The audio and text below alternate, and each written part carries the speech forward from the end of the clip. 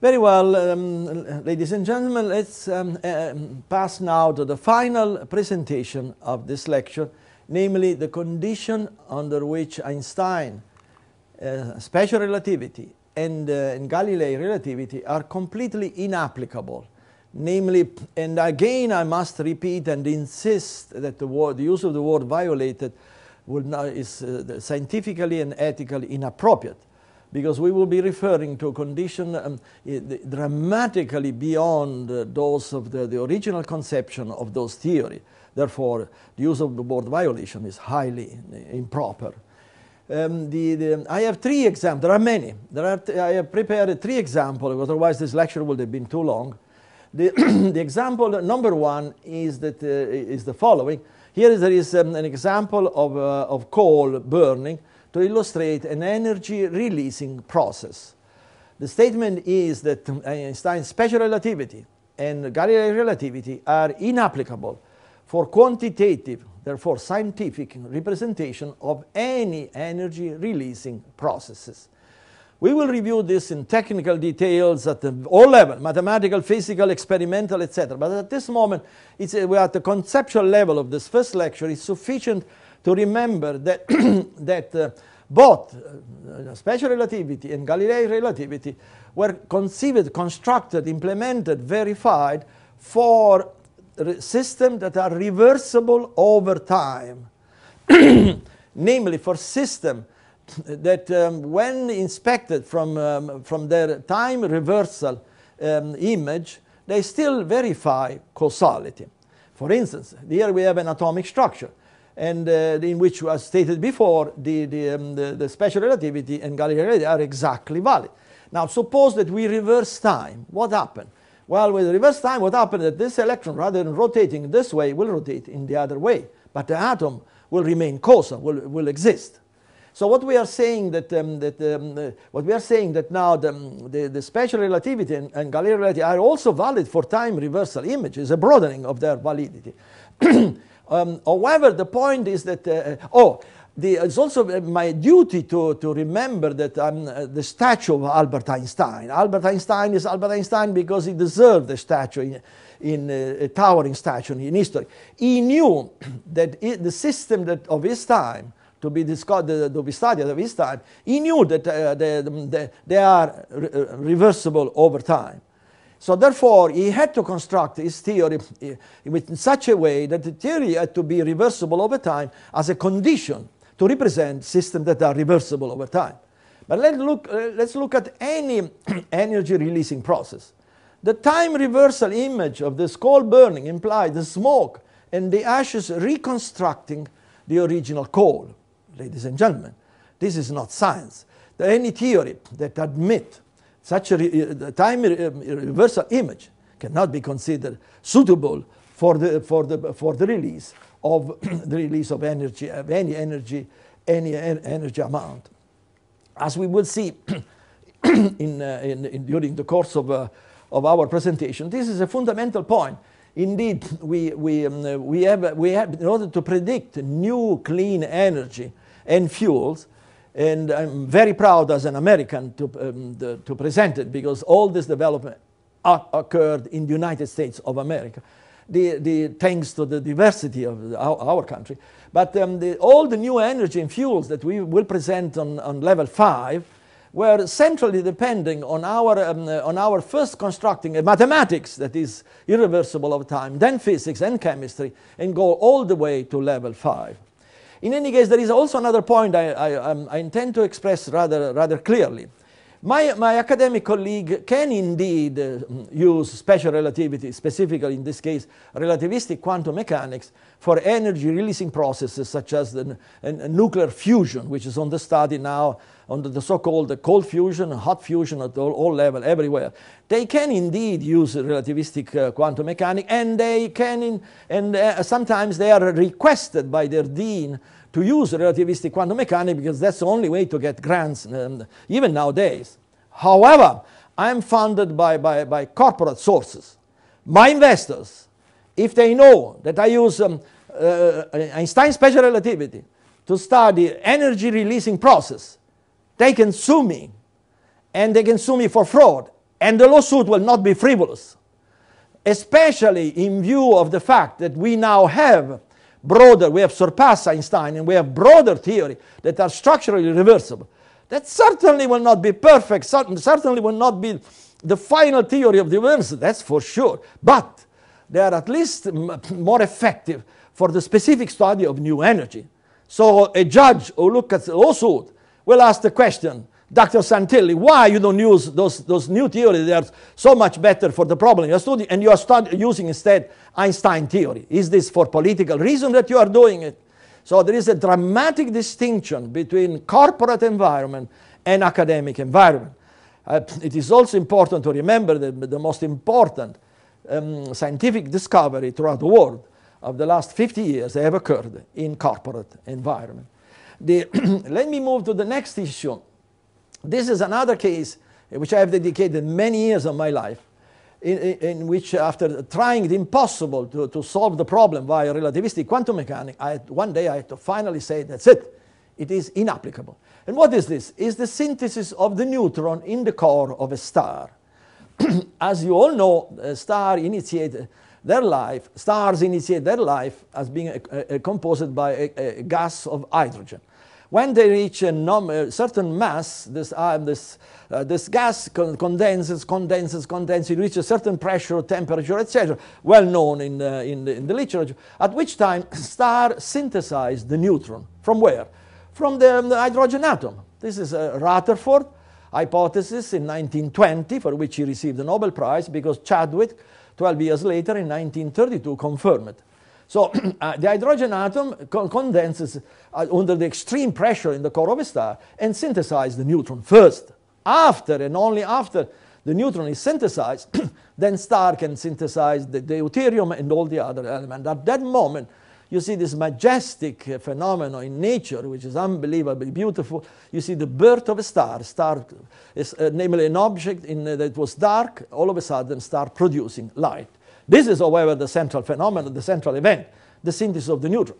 Now, especially relativistic quantum mechanics, as I stated repeatedly, is exactly valid for the structure of the hydrogen atom, because the electron is far away from the proton, can be well approximated as a point. All the topology, algebra, geometry, everything applies beautifully and exactly at this level. But when we go to the synthesis of the neutron, ladies and gentlemen, we have a dramatically different physical condition. To be scientific, we should at least ask the question, is relativistic quantum mechanics still valid when an electron is totally immersed in the densest medium we have measured in laboratory until now, which is the proton? Proton is not empty, it's ultra hyperdense medium, the densest we have ever measured so far. The electron has to penetrate completely inside the proton to achieve the synthesis. How can possibly the theory be valid under those new conditions? There is no possibility, ladies and gentlemen. The reason that is inapplicable are a large factor of the reason of applicability, which are extremely weak and mostly theological or politically. We will enter into this at the mathematical, physical, chemical, and other levels. Conceptually, you can see here. Here you have only action at a distance. Here we have non interaction. Interaction are non-linear, non-local, non-Hamiltonian, non-potential, because we have a contact interaction due to the total mutual penetration.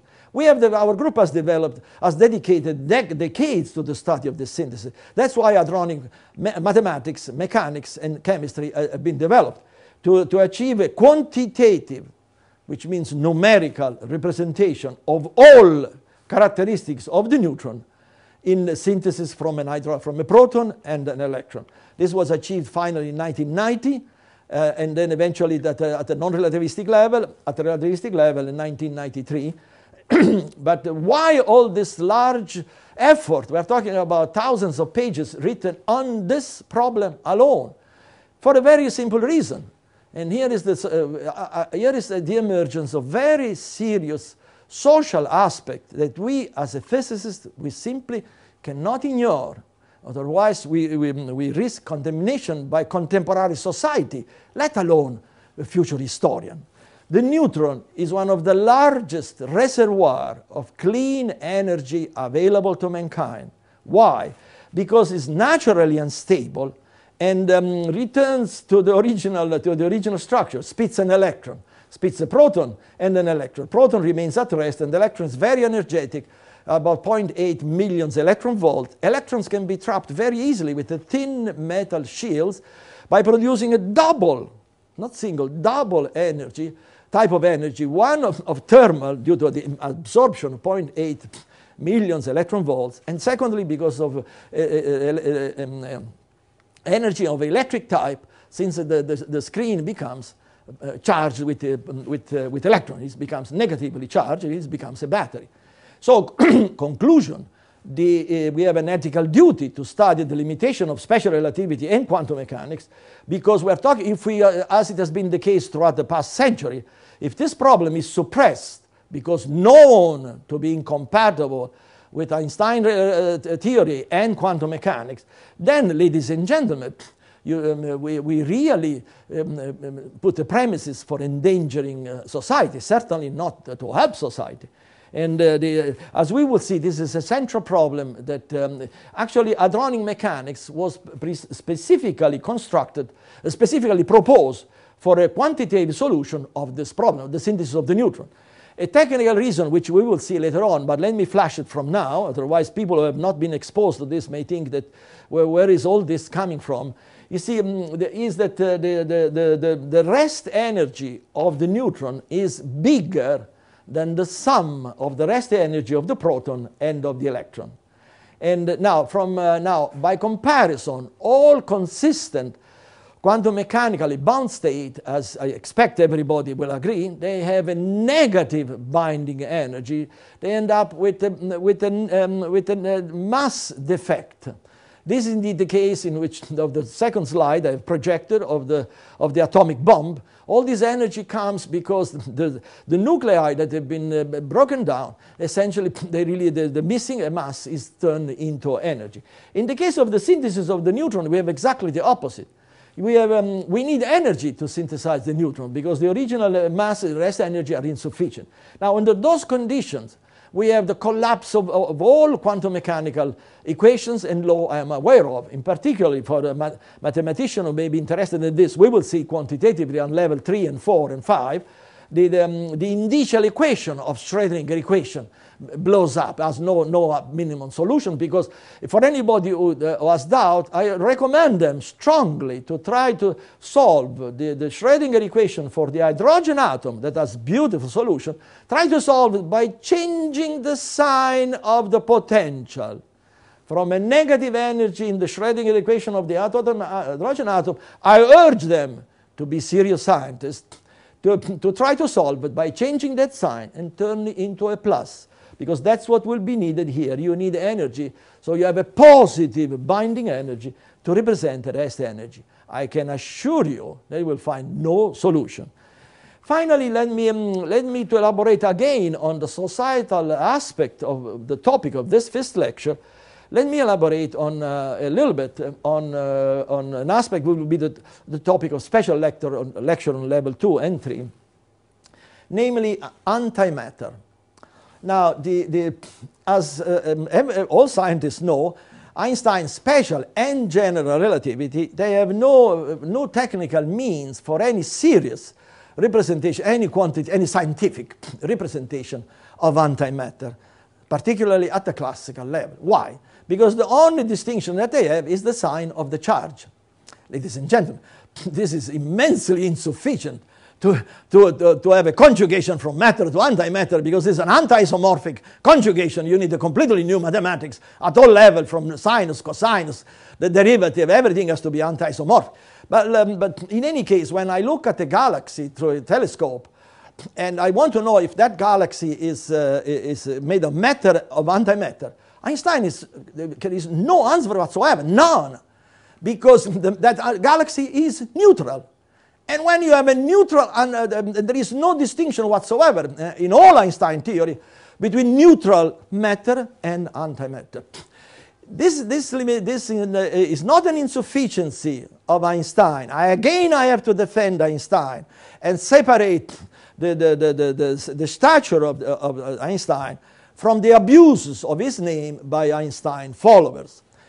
In this case, antimatter didn't even exist when special relativity was conceived, and when general relativity was discovered years later. So any statement that antimatter violates Einstein is very, very unethical in my view. But there are Einstein followers that made the conclusion, since this is very well known and denounced nowadays, since Einstein theory do not describe antimatter, antimatter does not exist. This is one of the many, many adaptations of nature to a preferred theory for theological, or let me say explicitly, political, unfortunate, political reason, the word unfortunate for mankind and new knowledge. So, but the point is, however, here is now we enter into societal aspect. The evidence disprove this theology, because we have a rather sinister episode in our planet that we have been hit by an antimatter asteroid. Antimatter asteroid. This is one.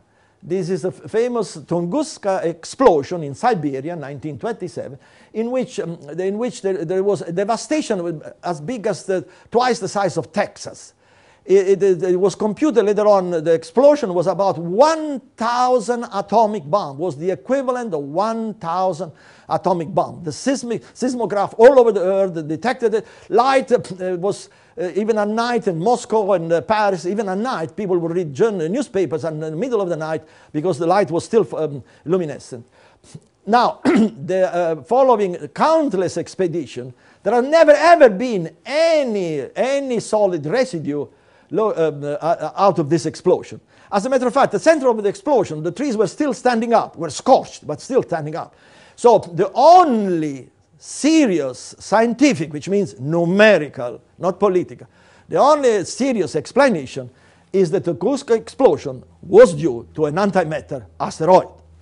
And because any matter asteroid must have left an enormous crater with 1,000 atomic bomb. Imagine the crater that this thing would have left. Siberia would have gone by then. So there is a limit of theology about which I cannot follow. I have to separate myself from my colleagues, because otherwise we pass science and ethical duties toward personal interest, and I do not intend to cross that line.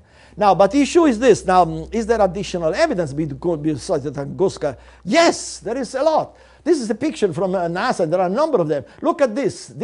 Look at this. It's the very, very upper layer of the atmosphere. Look at this. It's already in enormous incandescence. Question: can any physicist prove to me that this is certainly a matter asteroid that has this type of incandescence? I can do countless calculations showing no, this is an antimatter, because the density of the upper atmosphere was just not enough to create all these incandescents. It is, however, sufficient to cause annihilation of matter and antimatter. So also in any case, when astronaut, cosmonaut, when they cross the dark side of Earth, they see flashes in the dark side. Ladies and gentlemen, those are antimatter cosmic ray that they reach the upper layer of the atmosphere and they annihilate.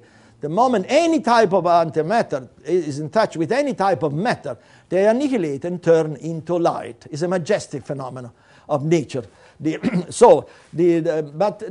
go now to societal implication of this excessive subservience of adapting reality to a preferred theory.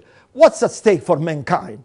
This is the issue I'm trying to address very openly, because the stakes are very high. Here what you see is a matter asteroid. Everybody knows it is illuminated by the sun, which is here. The light sun is reflected by this asteroid, and thanks God we can see the asteroid. The matter asteroids, thanks God we can see them, and now we have a realistic possibility of defending this little planet by a small or large matter asteroid. We can send nuclear bomb with missiles, intercontinental missile can be shot, and I'm sure we have a realistic opportunity of disintegrating in space. But question, suppose this asteroid is made of antimatter. Can the same sunlight be reflected by the antimatter asteroid? Ladies and gentlemen, The answer, the technical answer is no, it will annihilate. At least this is for all the knowledge that we have accumulated with the mathematics, the physics, and the experiments that we have done. Consequently, there is a very realistic chance that antimatter asteroids are invisible to mankind. So therefore, they represent a threat to our society. Now, so here now you start to see the danger of ignoring antimatter just because it's not described by Einstein theory. Now we see a direct impact on the very safety of our society. I have to be very specific on this point. Throughout the entire the 20th century, a very significant, if not large number of experiments were dismissed, discredited, rejected, obstructed at the very suspicion, that the results might be incompatible with Einstein theory. This is fully documented with many volumes of documentation, none of which in my possession for my own safety. They are all in the hands of historians abroad. Now, but the point is this. If we do the same, namely we ignore, we suppress, we discredit, we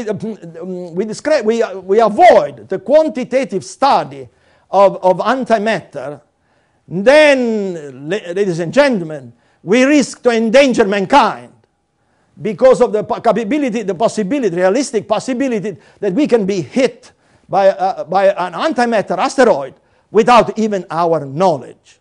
Ladies and gentlemen, this is an abuse of science for personal interest. I have no intention of following or be part of.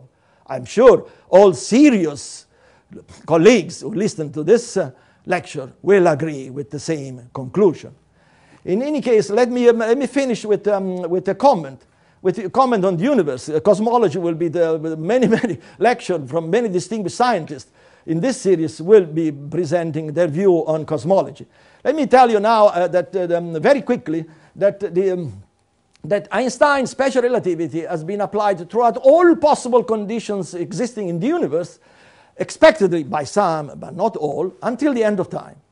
All the cosmological theory that are now dominating, they are a direct consequence, intentional, studious consequence of the assumption that special relativity is exactly valid everywhere throughout the universe. The expansion of the universe is the first direct consequence because of the Doppler effect. It's the Big Bang, direct consequence. Dark matter, dark energy, they were studiously proposed to derail the attention on what is the real expectation, that there are deviations from special relativity. For dark matter in the dynamics of a galaxy, and the dark energy for the dynamics of the entire universe. But, ladies and gentlemen, the nature is a perfect vacuum only at the atomic level, or if you want, at best at the planetary level. At intergalactic distance, the universe is not a vacuum. At intergalactic distance, the universe is a physical medium with a very high energy density. You don't need calculation and measurement. Just think that if you are in any point of the universe, from that point, you can see the entire universe. So that point is crossed by an enormous number of light rays, which imagine the energy density per point. Since the universe is a physical medium, then there are very serious reasons to expect that special relativity is only approximately, but it's an interior dynamical problem. Therefore, all those conjectures that you are so dominating now, once they are examined on true scientific grounds, without personal interest or political aims, then all of them, as you will see, they show some very fundamental flaws that now have been even resolved by experiment, by measuring lately the so-called ISO redshift. We will see in level, you have to wait until level 5. If I present it to you now, most of even the most distinguished colleagues, unless they know the new mathematics, new physics, and so on, they will not understand what we are talking about. But there is one final point I want to talk to you about regarding antimatter. Again, since Einstein has nothing to do with antimatter, the universal, rather universal in certain segment of society, of academic society, but not all. the dominating attitude by collegial acclaim, of course, not by evidence, certainly not by evidence, collegial acclaim, they claim, no, what you see is what is out there. Namely, these are all matter galaxies, and that's what is out there. Ladies and gentlemen, this is a theology. This is a pure theology with no scientific foundation. Why so? We are talking about the complementary case of an antimatter asteroid. In the case of antimatter asteroid, we have sunlight, light from a matter that is expected not to be reflected by an antimatter asteroid that produces no light of its own. Here we have the complementary case. We are talking about a possible galaxy made up of antimatter that produces its own light. This light has been proven to be different than ordinary matter. It's called now technically the isodual light. And like any manifestation of antimatter, when in touch with matter, annihilates. So, conclusion, according to our best knowledge, light emitted from an antimatter galaxy will never reach us, because the light will annihilate like antimatter cosmic ray will annihilate in the upper layer of the atmosphere. Forget about the lower one. But then, then immediately when colleagues see, some, not all, colleagues see deviation from beloved theory, there are hundreds of arguments, some of them very fantastic, some credible. Immediately, oh, but Dr. Santilli, now we have telescope in orbit. Unfortunately, this is not a valid argument. Why? Because most of those telescopes have lenses. And all the knowledge that we have is that light emitted by an antimatter galaxy will annihilate in the lens and will not reach the plate. Conclusion, there is no, this is the scientific statement. The scientific statement that is the departure from Einstein follower. Einstein follower, they are essentially given by academicians in the posture of power who make firm statement that they are the recipient of physical truth. I want to depart from them as dramatically as possible. The scientific statement is the humble, we do not know. We got to investigate this, because the very safety of mankind, just on the question of antimatter, is at stake. And when we see that in addition to the safety of mankind, we need to study antimatter beyond Einstein, not with Einstein doctrine. You cannot do it. There is nothing you can do with Einstein. You have to go beyond Einstein. But antimatter is only one. The rest is the resolution of an increasing cataclysmic climatic event that we have seen here in Florida. Sometime I worked with my office. It was like a German bunker during World War II because of the arrival of hurricanes. So there is an increasing, alarming deterioration of our environment that requires new clean energy fuels. Otherwise, we will not solve, physics community, scientific community, we will not solve those problems. The only way to solve them, as we will see, and this is the main and most important message of this series of lectures, is by surpassing Einstein, of course, and quantum mechanics, of course, only under the conditions that were unthinkable during Einstein time.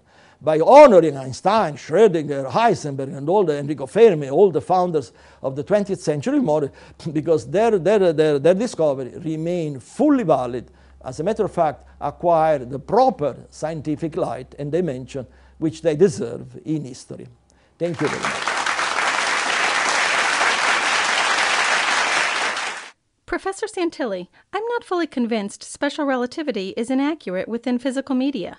Could you elaborate? Thank you for asking this question. It is an important question indeed. After 1 century of using special relativity for all possible conditions existing in the universe, then it's understandable the feeling of colleagues such as yours. Well, however, on fully scientific grounds, there are serious difficulties in even defining the basic principle of special relativity within a physical medium. As you know, special relativity is centered on the equivalence of all physical laws for inertial reference frames. Now, there are no inertial reference frames that can be possibly defined or introduced within physical media, such as think about underneath the ocean water or within the chromosphere of the sun or similar physical media. Additionally, the special relativity requires the equivalence of all inertial frames, and any absolute frame will violate the very, very central axioms. Well, suppose you are in water, there is only one reference frame and one only that you can use for physics, for science, namely for measurements. And that is the frame at rest with the water. So this is another major shortcoming of the very definition of relativity, special relativity within physical media. But keep in mind that the purpose of the objective of 20th century science is to look for the dynamics within physical media in which light does not propagate at all. They are opaque. The moment colleagues and particularly so-called Einstein followers, they realize that we are talking about problems in which you cannot even introduce light, then I see them pale and express anguish, because light is the very foundation of special relativity. So when you cannot propagate light, there is no possibility, not even remote, of even hoping somehow of introducing, maintaining special relativity within physical media. Professor Santilli, relativistic quantum mechanics is routinely used for the physics of baryons.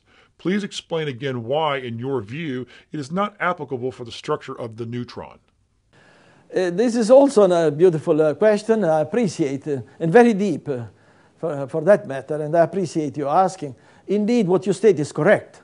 The SU3, the color model, is essentially based on relativistic quantum mechanics, and indeed has achieved what I consider the final Mendeleev-type classification of hadron at large and baryons in particular into families. However, however, what I am referring to is a different issue. I'm referring to the synthesis of the neutron in the core of a star, synthesis from a proton and electrons, which has to be studied, however, with a serious special lecture dedicated exclusively to that problem.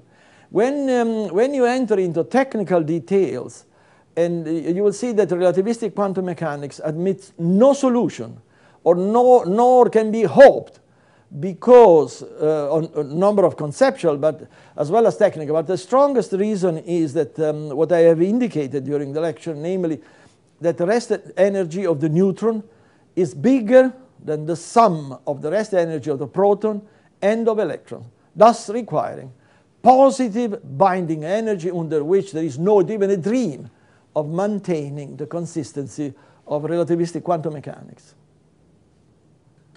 Professor Santilli, I definitely disagree that sunlight would be absorbed by an antimatter asteroid.